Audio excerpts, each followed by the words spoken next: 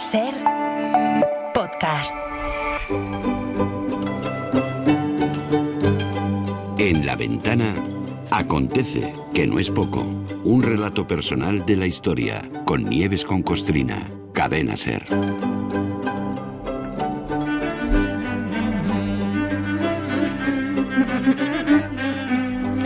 Hoy está bien apoyar la música más que nunca. Enseguida entenderemos por qué. Nieves, buenas tardes. Buenas tardes, Carlos. Hoy nuestro acontece, que no es poco, va de aniversario, porque además es una cifra de esas que llamamos redonda. Se cumplen 150 años del nacimiento de Manuel de Falla.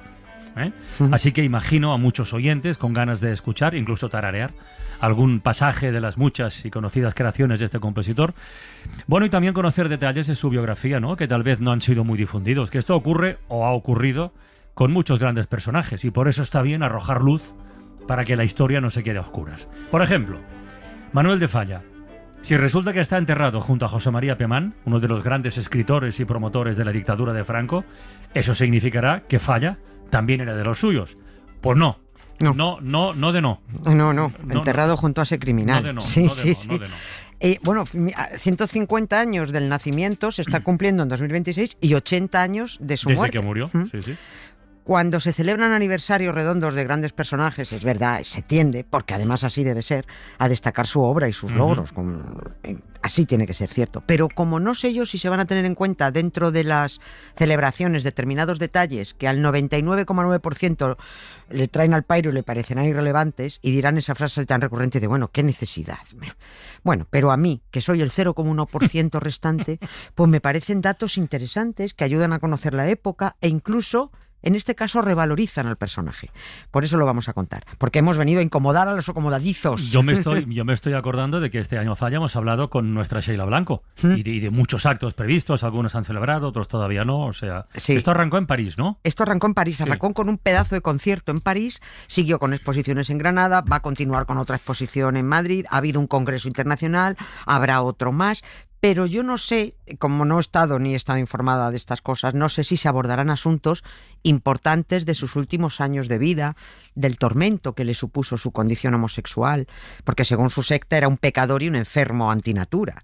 Tampoco sé si se explicará en tanta exposición y congreso por qué murió en Argentina, lejos de su querida tierra, por qué hubo tantas presiones del tirano Franco para forzar su regreso, porque lo consideraba uno de los suyos, pero solo consiguió traérselo con los pies por delante. Porque Falla no quiso volver a España, a esa España de Franco, ni muerto. Falla era muy grande, pero hubo cosas menos conocidas que, desde mi punto de vista, puede que le hagan aún más grande, incómodamente grande.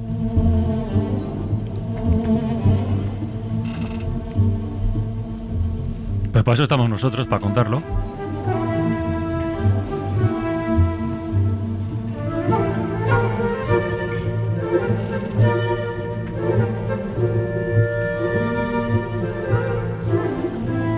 Ese dato de su muerte en Argentina, por ejemplo, puede que no sea muy conocido.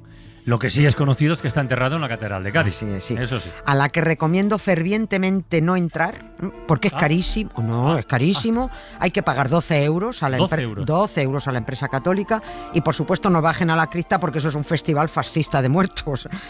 Injustamente, Manuel de Falla está ahí abajo junto a ese criminal que es José María Pemán, el tipo que puso en marcha la depuración de maestros y maestras y provocó que asesinaran a miles de ellos. En Madrid, enfrente de la Real Academia de la Lengua, hay una placa, que ya les vale, que recuerda que en esa casa vivió José María Pemán, y ahí pone poeta, dramaturgo y académico. Si pudieran añadir debajo criminal y fascista, pues la placa a lo mejor quedaría redonda. Lo demás es blanquear al personaje. Y precisamente hubo una foto de Falla con Pemán en la portada del ABC que cabreó muchísimo al compositor, porque este periódico ultraderechista tituló en esa foto poeta y músico de la cruzada, porque Pemán lo convenció a Falla para que compusiera el himno marcial, se llamaba así, pero era el himno de los golpistas. Y Manuel de Falla picó, pero ante ese titular de músico de la cruzada, junto a Pemán, replicó que él no trabajaba por la cruzada de nadie. Y claro, y luego van y entierran juntos al criminal con el compositor. Si a ello añadimos el asesinato y la desaparición de su íntimo amigo Federico García Lorca, asesinato que nunca superó Falla, pues este hombre quiso irse de España porque este país era horrible. ¿Cuándo se fue a Argentina y por qué? Inmediato, en cuanto se instaló la dictadura, en octubre de 1939. Se movió todo lo que pudo para conseguir contratos en Argentina y se largó ante el estupor de los franquistas, porque lo consideraban uno de los suyos. Era un señor de derechas y muy católico. Quizás por su homosexualidad no se sintiera aquí muy seguro, por muy considerado que estuviera. Habrá quien diga que el dato de su homosexualidad no es importante. Sí, en ese contexto sí. En este contexto claro que lo es porque Franco los ejecutaba. Claro. Y también es importante porque tenía derecho a ser lo que le diera la gana. Y por eso hay que decirlo. Y quienes dicen que no hace falta decir que era homosexual, ya sabemos por qué lo dicen, pues porque prefieren imponer el silencio. Mira, hace unos años, lo estuve viendo en la hemeroteca, en documentación, en el 85, Francisco Umbral hizo referencia en la columna que tenía en El País a la homosexualidad de Manuel de Falla.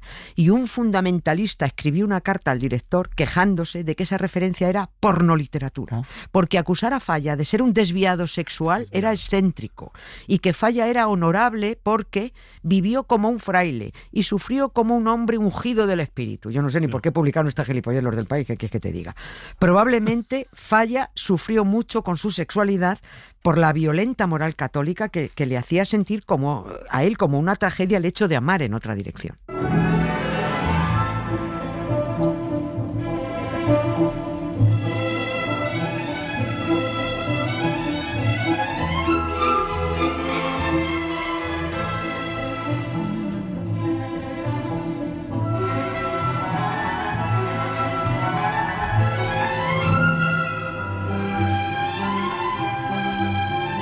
¿Ves cómo habrá oyentes tarareando? Qué Segurísimo. Oye, ¿y nunca se planteó Manuel de Falla volver a España en ningún momento? No volvió. Lo suyo no fue un exilio político, o al menos fue un exilio impuesto. Se largó porque España era horrible para la cultura, para el arte, sin derechos, sin libertades, fusilando día sí, día también, como para fiarse de Franco. Si había dado orden de asesinar a Miguel de Unamuno, que era un señor católico y conservador, podría hacerlo con cualquiera. A ver, Falla no pudo saber que Franco había asesinado a Unamuno porque esto se ha confirmado hace poco, pero sí supo que asesinó a Lorca. Conoció también después el casi asesinato de Miguel Hernández y de científicos. También iban a por Machado y vio cómo intelectuales y artistas se iban de este lamentable país. Falla no se iba a quedar aquí. Y no había cosa que más le cabreara al tirano Franco que se le escaparan de España los intelectuales de fama internacional que él creía que eran de los suyos. Intentó recuperar a Falla por todos los medios. Le ofrecía cargos, direcciones de organismos, casa pagada, pensión vitalicia. Mira, nada más salir de España, en la primera escala que hizo en Río de Janeiro, justo antes de llegar a Buenos Aires, a Falla le llevaron un telegrama del gobierno de la dictadura diciendo que le había sido otorgada una pensión vitalicia anual de 25.000 pesetas, abro comillas, pagaderas a partir de su regreso a la patria. Bueno, Falla, muy diplomático, pero vino a decir, muy bien, muchas gracias, la situación económica de la patria no está para esos dispendios, ya me pensaré si vuelvo.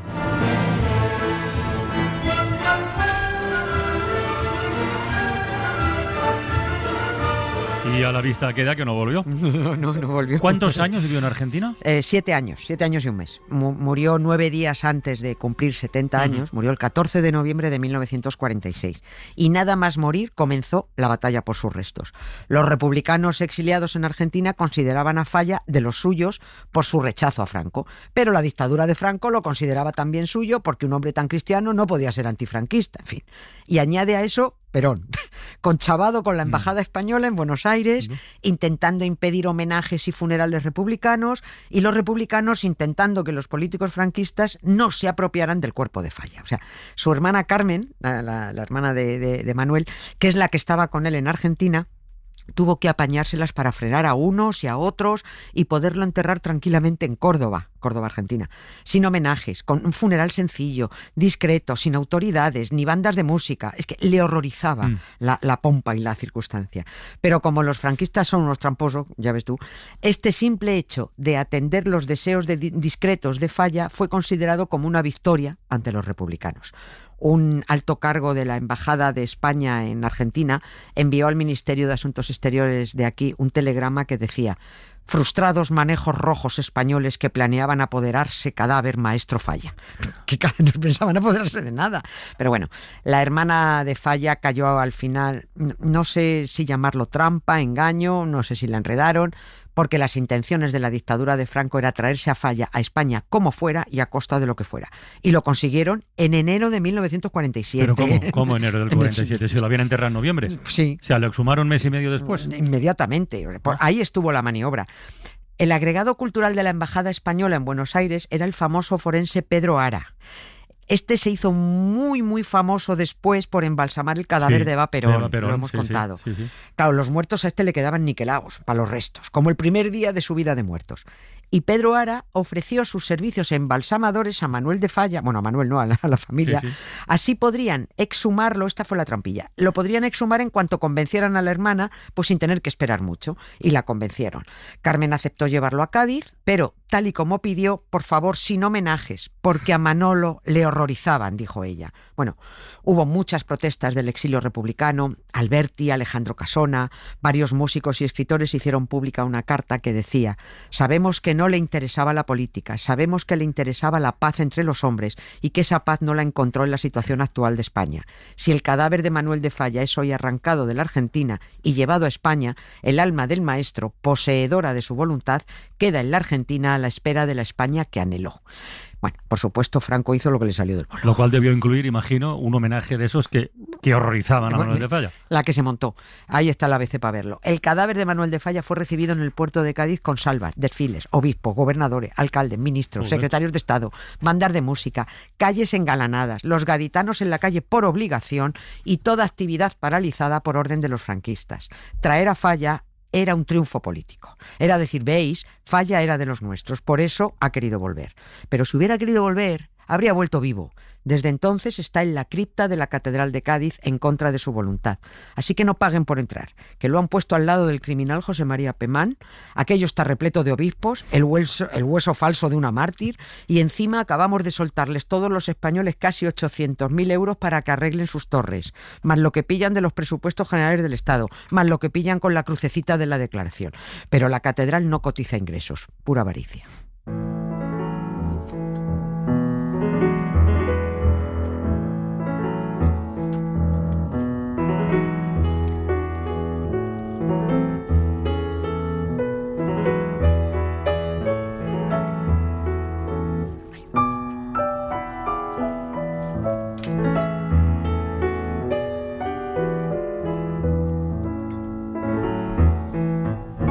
Qué musiquita tan buena para terminar. Maestro Falla era mucho maestro. Bueno, pues mañana más, ¿no? Sí, mañana. ¿Mañana? Sí, ¿no? Yo no sé. Yo no lo sé. Sí, mañana acontece que no es poco. Acontecerá. Y será mucho. Vale. Hala. Para no perderte ningún episodio, síguenos en la aplicación o la web de la SER, Podium Podcast o tu plataforma de audio favorita.